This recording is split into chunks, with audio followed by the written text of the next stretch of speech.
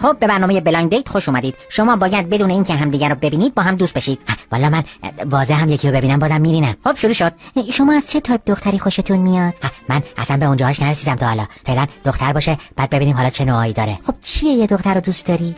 یعنی کجاشو بگم؟ نه آقا، یعنی بگو چه اخلاقی مثلا ازش میپسندی. خب هر اخلاقی داشته باشه ممه داره دیگه. آقا داره، همشون دارن. شما بگو غیر از اون چی؟